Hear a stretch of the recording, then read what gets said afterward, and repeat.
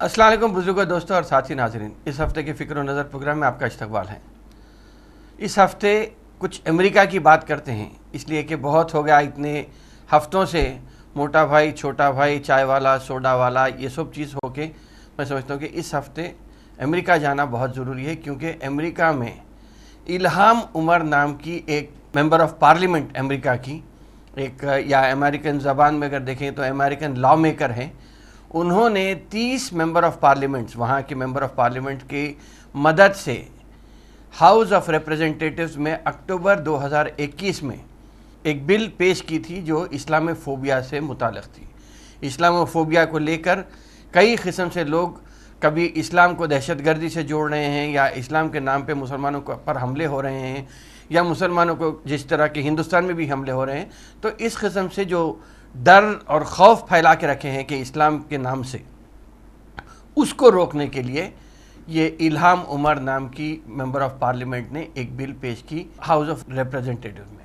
ये bill pass तो हो गई है, लेकिन कानून बनेगी या नहीं बनेगी ये बाद में ही पता चलेगा। लेकिन फिल वक्त ये बिल से ऐसा लग रहा है कि ये बिल क्या करेगी, तो यूएस या अमेरिकन स्टेट डिपार्टमेंट या American home ministry, American state department एक स्पेशल एनवॉय को या स्पेशल आदमी को या स्पेशल एनवॉय को अपॉइंट करेगा, जो कि इस्लाम के नाम पे या मुसलमानों पे हो रहे जो जुल्म व ज़्यादती हो रही है मुसलमानों को पूरी दुनिया भर में, उसके ऊपर वो नज़र रखेगा। इल्हाम उमर जो 1982 में पैदा हुई थी, वो उनका मानना ये है, या उनकी प्रेस कॉन्फ्रेंस जो आ रही है उस ताल्लुक़ से उन्होंने कहा कि मुसलमानों के ऊपर जो जुल्म ज़्यादती के वाक़यात बढ़ते चले जा रहे हैं पूरी दुनिया भर में, उसके ऊपर उन्होंने ये पहल की है। रिपब्लिकन पार्टी के जो एक मेंबर ऑफ पार्लियामेंट है स्कॉट पेरी, उन्होंने इल्हाम उमर को दहशतगर्द या दहशतगर्दों से उनके ताल्लुक़ात होने पर भी खुलकर मुखालिफत की थी इस बिल की। लेकिन अब बिल तो पेश हो गई है 30 लोगों की मदद के साथ। अब इसका अंजाम क्या होता, किस तरह होता, ये देखना, ये आगे वक्त ही बताएगा कि किस तरह सेनेट में ये बिल पास होती है। अक्सर कहा जाता है कि सेंटा क्लॉज आने वाले हैं, किड्स बच्चों में तोहफे तहाइफ तकसीम करते हैं, लेकिन ये तो पता नहीं कि अमेरिका में सेंटा क्लॉज आने वाले हैं नहीं आने वाले हैं। ये ज़रूर कह सकता हूँ मैं कि हिंदुस्तान में कोई सेंटा क्लॉज नाम का आदमी नहीं आएगा, इसलिए कि जिस किस्म का यहाँ माहौल पैदा करके रखा गया है उसे सेंटा क्लॉज को भी डर लगेगा। अगरचे कि सेंटा क्लॉज एक कहानियों का एक कैरेक्टर है जो यूरोप से शुरू हुआ था, फिर उसको बाद में अमेरिका एडॉप्ट कर लिया था। तो इसी तरह मैं समझता हूँ कि फिल वक्त ये भी कहा जाता है कि सेंटा क्लॉज के बड़े बड़े कारखाने हैं जहाँ पे खिलौने बनते हैं, और वो पूरी दुनिया भर में फिर के बच्चों में ये खिलौने बांटते रहता है। लेकिन हिंदुस्तान में जो संता बनता दिल्ली में बैठे हुए हैं, ऐसा लग रहा है कि यहाँ खिलौने कुछ नहीं आएंगे, लोगों को खिलौने देके बहलाने का काम शुरू हो गया है। और 2022 भी कुछ ऐसा अलग होने वाला नहीं है। 2022 में भी लोगों को, पूरे 130 करोड़ हिंदुस्तानियों को दोबारा फिर से बातों में बहलाकर मगर रुलाने की पूरी तैयारी हो रही है। क्यों हो रही है? सेंटा क्लॉज तोहफे तकसीम करता जिस तरह है, वैसा अगर यहाँ की बात करेंगे तो इलेक्ट्रिसिटी बिल आने वाले हैं और टैक्स में इस्लाहात आने वाले हैं। अगर आप बैंक से पैसे निकालते हैं तो उसकी भी जो फ़ीस लगने वाली है वो भी बढ़ जाने वाले हैं। खैर, इंटरनेशनल इस्लामोफोबिया की बात हो रही थी, इल्हाम उमर की बात हो रही थी, तो इस्लामोफोबिया एक्ट के तहत या इंटरनेशनल इस्लामोफोबिया एक्ट जो बना है उसमें अगर हम बात करेंगे तो इससे होगा क्या। तो डिपार्टमेंट ऑफ स्टेट यानी अमेरिका का होम मिनिस्ट्री समझिए आप, वो एक ऑफिस सेटअप करेगा जिसमें कि इस्लामोफोबिया से रिलेटेड या इस्लामोफोबिया से मुताल्लिक़ जो भी वाक़यात दुनिया भर में पेश आएंगे उसको एड्रेस करेगा। वहाँ पे रिपोर्ट जाएगी और वहाँ से ये बात आएगी। इसी बिल में ये भी कहा गया है कि एक स्पेशल पोजीशन बनाया जाएगा जहाँ पे एक खुसूसी एनवॉय को तैनात किया जाएगा, वो मॉनिटरिंग करने के लिए, नज़र रखने के लिए और रोकने के लिए दुनिया भर में कहीं पर भी अगर इस्लाम के नाम से जुल्म व दहशतगर्दी या तशद्दुद होता है तो उसको रोकने के लिए। फिल वक्त के जो एनुअल रिपोर्ट्स हैं ह्यूमन राइट्स से मुताल्लिक़ या ریلیجیس فریڈم سے متعلق کہیں پر بھی، کسی بھی دنیا بھر میں کہیں پر بھی، تو وہ کانگریس میں پیش ہوں گے اور آگے چل کے اس کے اوپر جہاں کہیں بھی مسلمانوں کے خلاف نفرت آمیز یا ظلم و زیادتی کے متعلق واقعات کچھ بھی اگر ہوتے ہیں، یا گورنمنٹ اور نان گورنمنٹ میڈیا میں بھی اگر مسلمانوں سے ریلیٹڈ کچھ مخالفت میں کوئی نیوز چلتی ہے، تو اس کے اوپر بھی کارروائی کرنے کے لیے یہ آفس رہے گا اگر قانون بنتا ہے۔ الہام عمر کی بھی کچھ تھوڑی ہسٹری بتا دوں گا یہاں پہ، اس لیے کہ الہام عمر اگر دیکھیں گے تو الہام عمر 4 اکتوبر 1982 کو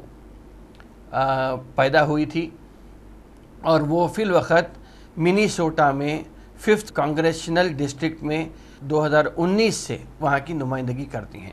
ڈیموکریٹک فارمر لیبر پارٹی سے ان کا تعلق ہے، اور الیکشن سے پہلے، مطلب کانگریس میں آنے سے پہلے، وہ منیسوٹا کے ہاؤس آف ریپریزنٹیٹیوز میں 2017 سے 2019 تک ایک نمائندہ بن کے رہی تھی۔ فرسٹ رنگ یہ الہام عمر کی جو خاندان تھی، ابھی فی الوقت الہام عمر کانگریشنل پروگریسو کاکس کی وپ کے طور پہ کام کریں، اور وہ ہر وقت جب کبھی بھی اپنی آواز اٹھاتی تھیں تو پہلے آواز اٹھائی کہ $15 گھنٹہ منیمم تنخواہ یا اجرت، روزانہ کی اجرت ہر امریکن شہری کو جو بھی کام کرتا ہے اسے ملنے کی بات اٹھائی تھی۔ اس کے بعد یونیورسل ہیلتھ کیئر کی بات اٹھائی تھی، اسٹوڈنٹ لون کے تعلق سے انہوں نے ایک مسئلہ اٹھایا تھا۔ اس کے بعد ڈیفرڈ ایکشن فار چائلڈہڈ ارائیولز، اس کے اوپر وہ کافی ایکٹیو رہی ہیں۔ خاص طور پہ اگر دیکھا جائے تو جو BDS نام کی جو تنظیم یہاں پہ چلتی ہے، boycott disinvestment and sanctions movement کے نام سے جو مہم، جو تحریک چلتی ہے، خاص طور پہ مخالف اسرائیل اور موافق فلسطین کے، جو وہاں پہ سیٹلمنٹ کی پالیسی ہے اسرائیل میں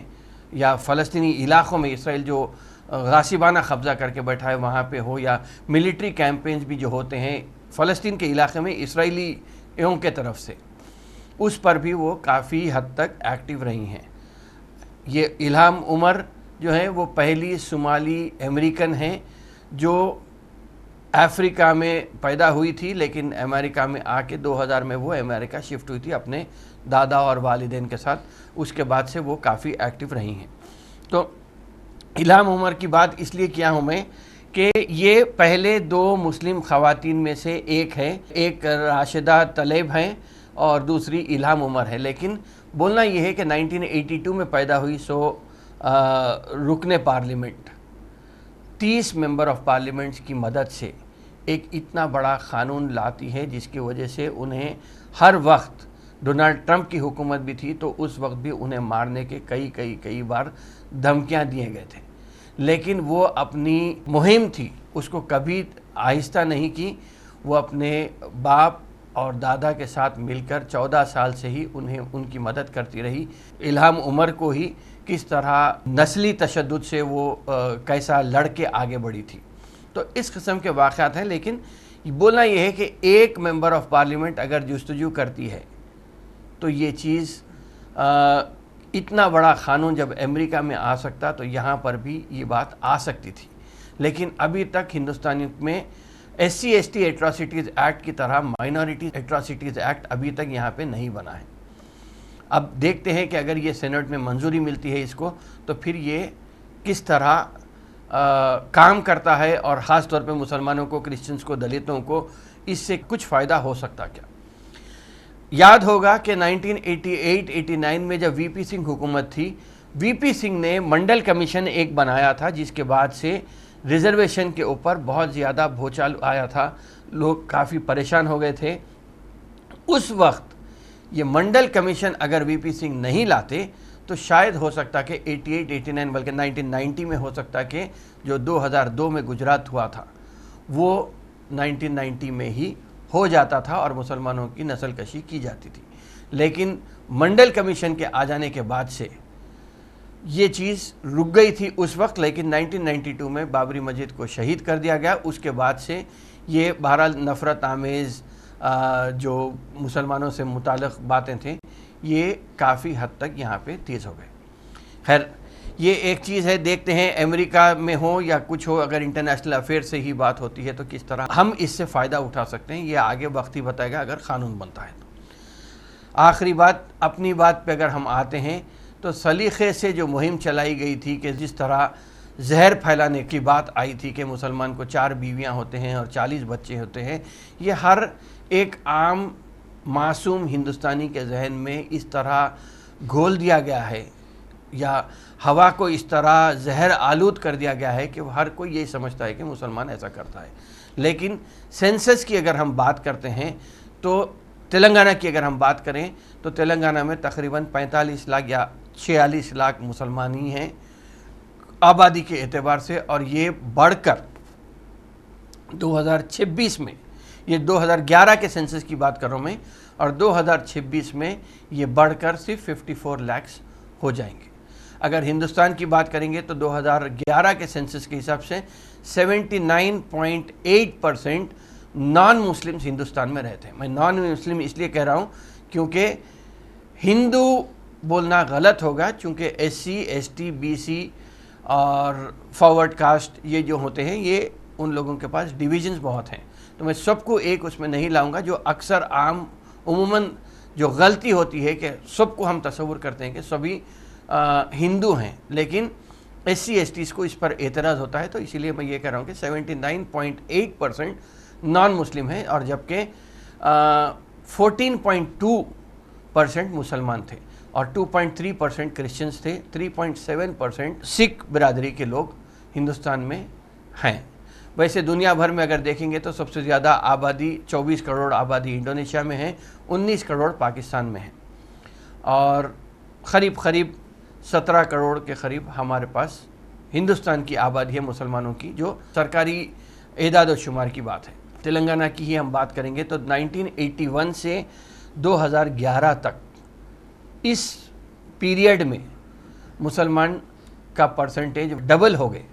مسلمان جو تعداد 1981 میں تھی 2011 میں وہ ڈبل ہوئی ہے، لیکن نان مسلمز کا بھی کوئی پرسنٹیج ایسا کم نہیں رہے جو کہا جاتا ہے کہ مسلمان ڈومینیٹ کرنے والے ہیں، لیکن اگر ہم 2.2% بڑے ہیں تو نان مسلم پاپولیشن 1.7%